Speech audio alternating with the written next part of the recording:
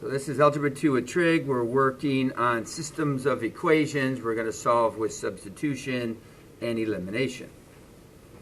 So the steps that we need to do for substitution, we're going to solve one of the equations for one of its variables. That means we're going to isolate one of the variables.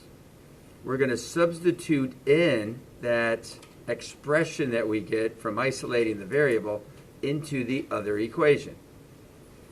We're going to solve it, and then we substitute that answer back into one of the original equations, and we can check our answers to see if it gives us true result. So this is what we're going to start with. We start out with two linear equations. These are typically written in what we call standard form, where the x and y is on the same side of the equal sign. So there's a couple different options we could do. But if we're going to use substitution, we're going to get one of the variables by itself. So I'm going to take this first equation. Notice the first equation has a leading coefficient for the y, or has the coefficient for the y as a 1. So we're going to be able to isolate that variable real easily. Y equals negative 4x minus 2. Now the y is all by itself. And we're going to take this expression and plug it back into the other equation. So now we're going to take this other equation down here, negative 6x minus 3 times the y value. Well, our y value, we decided, was negative 4x minus 2. And that should equal 12. So we're using the other equation to help us write one equation with one variable. So that's what we're solving now. One equation with one variable. So we're going to distribute through to simplify our equation.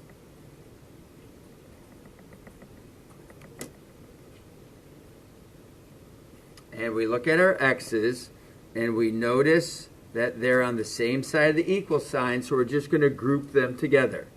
Negative 6x's and a positive 12x's is going to give us a positive 6x's. Plus the 6 equals the 12. Subtract the 6 across.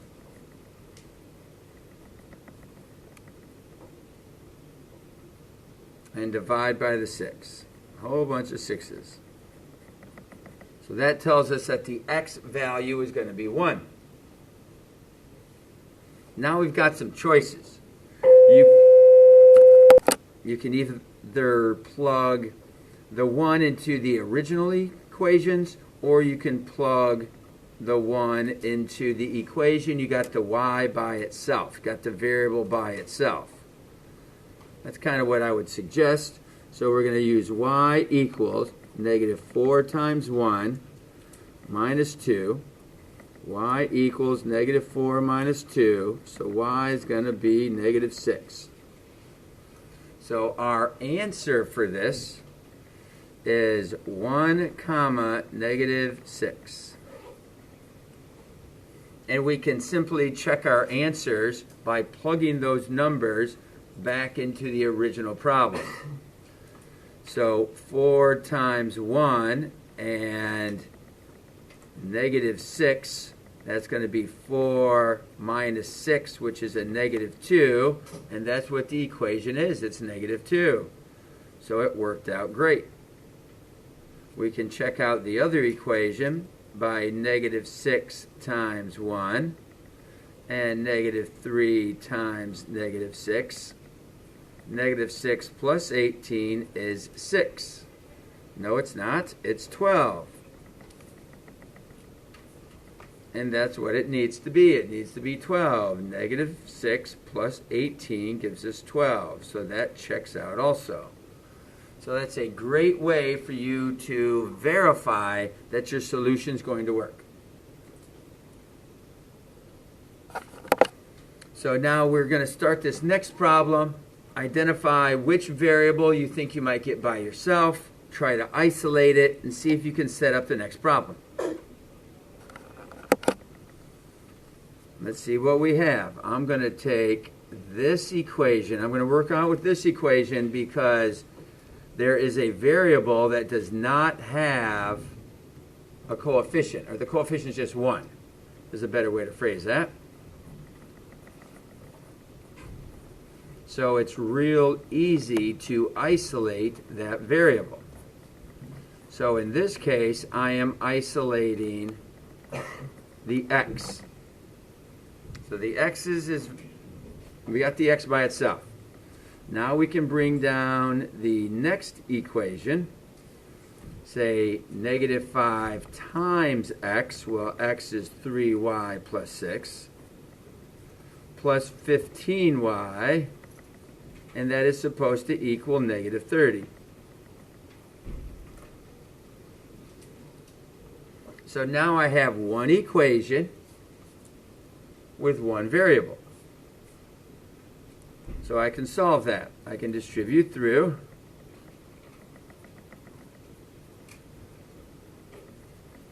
And you start to see some weirdness going on. If you notice, you have a negative 15y and a positive 15y. That's going to give you 0y. So you kind of have like a 0y. You're going to add your 30 to both sides, and you're going to get 0 on that side. So now we have 0 equals 0. Everything crossed off. So you might realize that this must be one of those situations. Either the two lines are parallel and there is no solution, because there's obviously not an answer, or is this actually the same equation? So it's called infinitely many.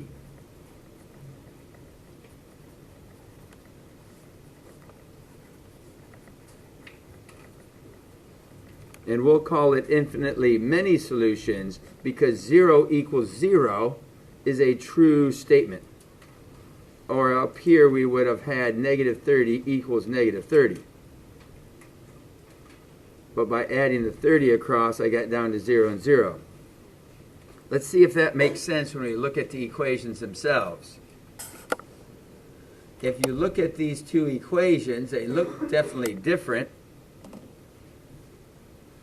But if we would multiply this first equation by a negative 5, you would make the x's be exactly the same. They'd both be negative 5. That negative 5 that we multiplied in would make this become a positive 15. That would make it exactly the same. And that negative 5 we're multiplying in would make this a negative 30, which would be exactly the same. So this is a good way that you can come by and check it. So that's going to be considered infinitely many solutions. If we got a situation where we had something that wasn't true, like 4 equals 9, 0 equals 3, that's not a true statement. That's going to indicate that the lines are parallel and there are no real solutions. Let's come on over here to the last one. See if you can start setting this one up and check your work. I'll start up the video and complete it with you.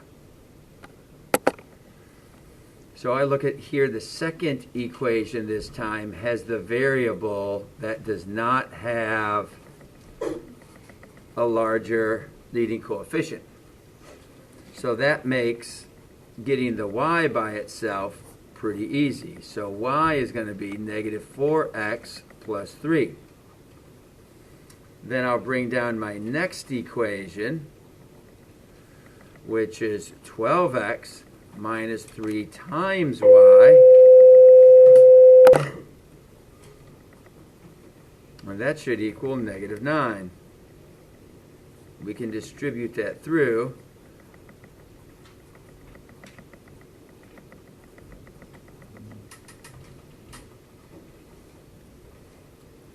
Now we need to start simplifying things up. This is actually going to be 24x. And when we add the 9 to the other side, we're going to get 0. So it seems like something must be wrong. But that just means that when you divide by 24, the x value has to be 0. And that's a reasonable answer. We can bring down what our y equals. Negative 4 times 0 plus 3. 0 plus 3 is 3.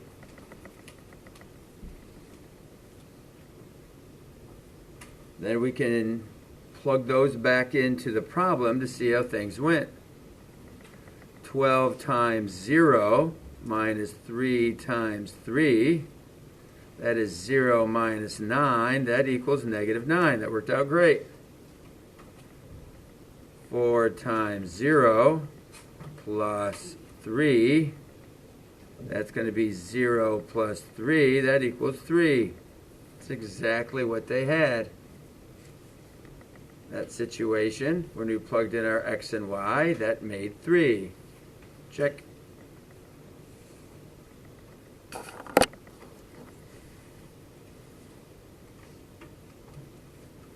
Okay, we're going to write a system of equations. A hotel has 260 rooms. Some are single rooms, some are double rooms. The single rooms cost $35 and the double rooms cost $60. Because of a math teacher's convention, ooh, so exciting, all the hotel rooms are occupied. The sales for the night are $14,000. How much of each type of room does the hotel have? So there are 260 rooms. We're supposed to figure out how many of each type. So we need to define our variable. Let x equal number of single rooms.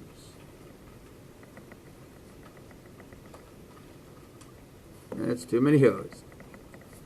Single rooms. And we're going to say that y equals number of double rooms. You don't really want to just say x equals single, y equals double, because is it price? Is it the number? Is it the square footage? What does a double mean? This is the number of. So we know that the number of the singles plus the number of the doubles are supposed to be 260. And we also know that $35 for every single and $60 for every double are the costs, and the total income, or the total costs, ended up being $14,000. So there are your two equations that make up this equation. So notice, my first equation was all about number of rooms equals number of rooms. Okay, the units have to match. The cost of the rooms, $35 times the number of rooms, tells you how much you paid for all those rooms. So cost plus cost gives you cost, or money plus money gives you money. You got to be sure your units match. It's a common mistake. So now you can get a variable by itself.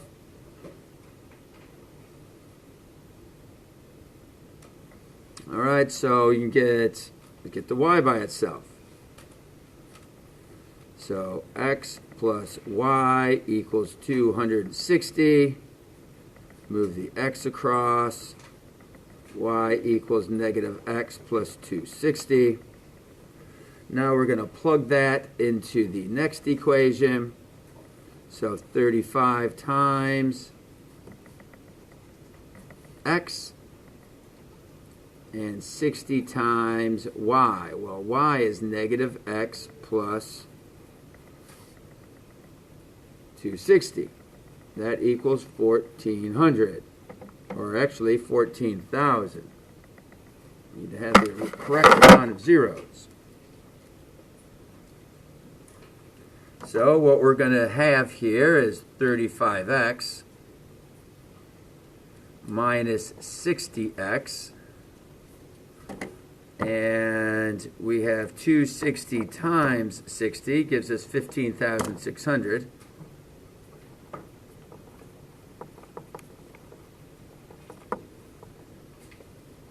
So this looks like it's going to be negative 25x, and when we subtract 14,000 minus our previous answer, we get negative 16,000.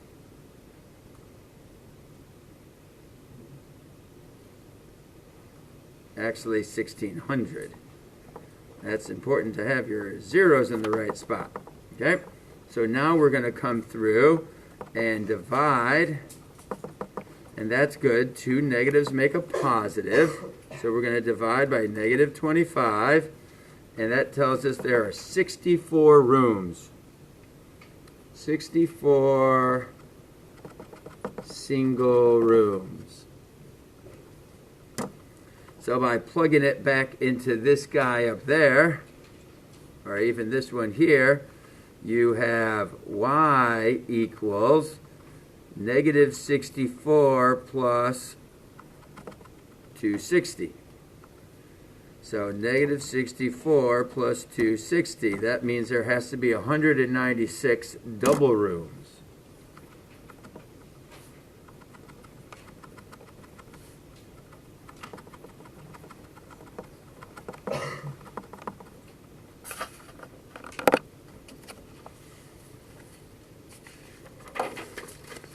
Now we have another method.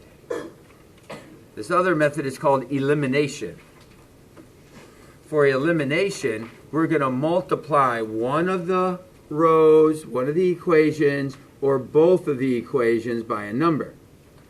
Maybe even just a negative.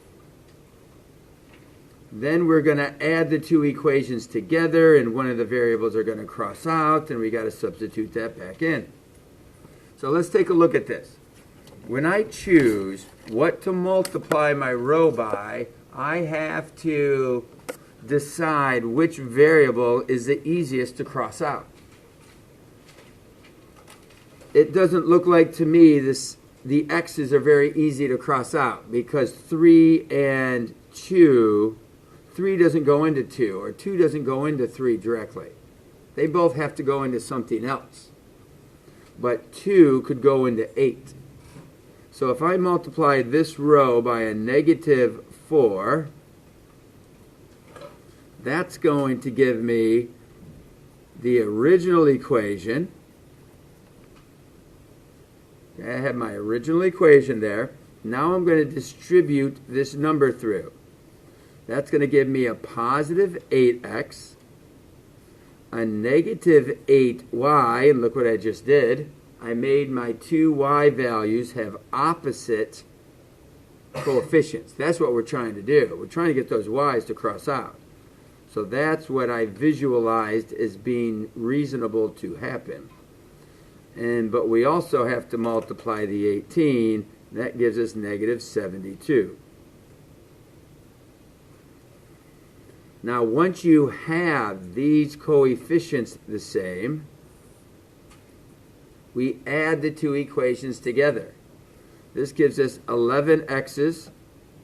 This crosses out the y's altogether. That's our goal. That's what we're trying to do. Eliminate one of the variables. Negative 5 and negative 72 make negative 77. Divide by the 11 and we get negative 7. Now we can substitute that back into either equation. So we're going to say 3 times negative 7 plus 8y equals negative 5. Oh, sorry. Still zoomed in there. So negative 21 plus 8y equals negative 5.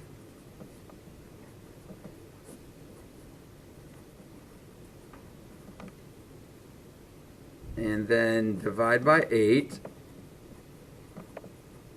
That gives us 2. So our final solution is negative 7, comma 2.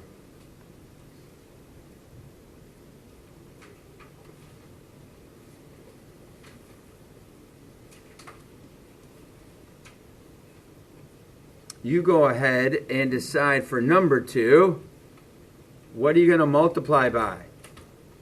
What could possibly work in this case? You might have to get creative. You might have to multiply the top by one number and the bottom by a different number. So to eliminate one of the variables, you can eliminate either one, it doesn't matter. What do both 8 and 6 go into?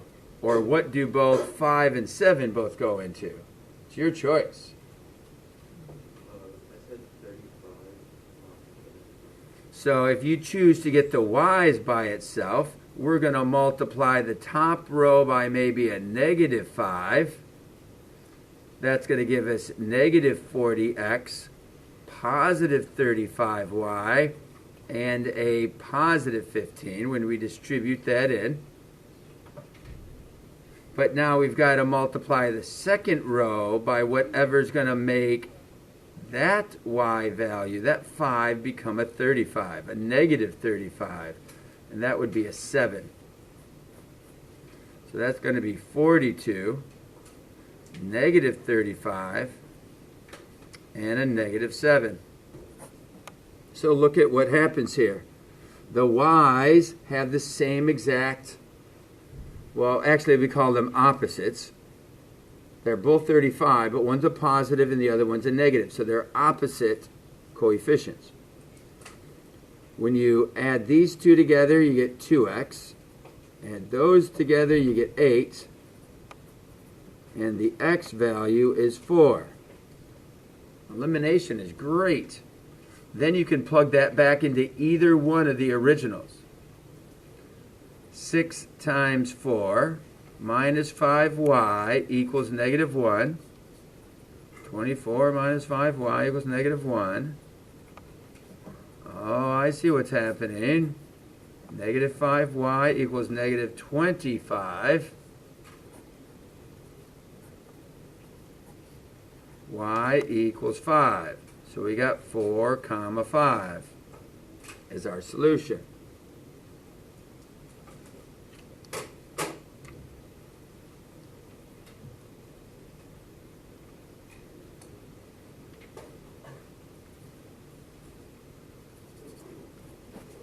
Now we'll slide down to number 6.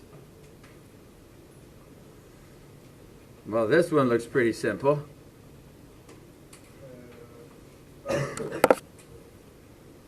The last question was, could I have tried to cross out the x's instead? You tried to cross out the y's. Could you try to cross out the x's instead? Sure, you could make them both 24. You should get the same exact answer. Give that a try if you wish. Here, I'm going to multiply the top by 2. That's going to give me 2x, 6y, and negative 6y, and 16. The bottom is already a negative 2x, 6y, and an 8. So when we add these together, look at what happens. We get a statement that is not true. 0 does not equal 24.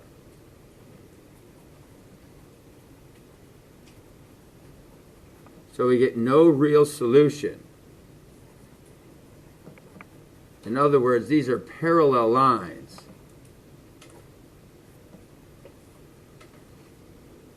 If you get a statement that's not real, it's not true, 0 does not equal 24, then that's parallel lines. If you get 0 equals 0, then that's the same line. Okay, last one down here.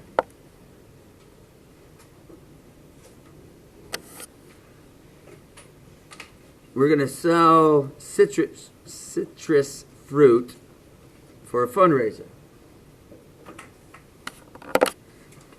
Customers can buy boxes of oranges and boxes of grapefruit. Gerald sold 3 boxes of oranges, 14 boxes of grapefruit for so much money. Ming sold 5 boxes of oranges and 7 boxes of grapefruit for this much money. Find the cost of each box of oranges. So X is going to equal cost of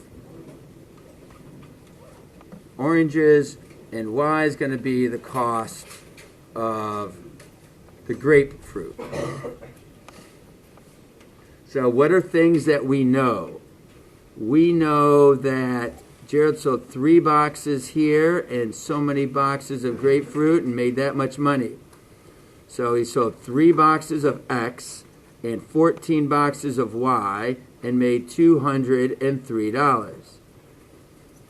5 boxes of X or 7 boxes of Y is going to make $126. And from there, we can go ahead and solve our problem.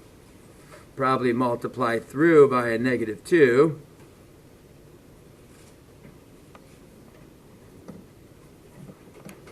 Gives us -10x, gives us a -14y, and -252. That gives us a -7x. The y's cross out completely, and that looks like a -49. So x is going to be 7. It looks like every box was $7 for an orange box. And we plug that back into the original problem. And we can solve for the grapefruit boxes. So here we're going to have 182.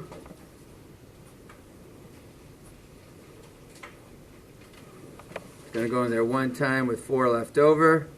Going to go in there 3 times, so it looks like $13.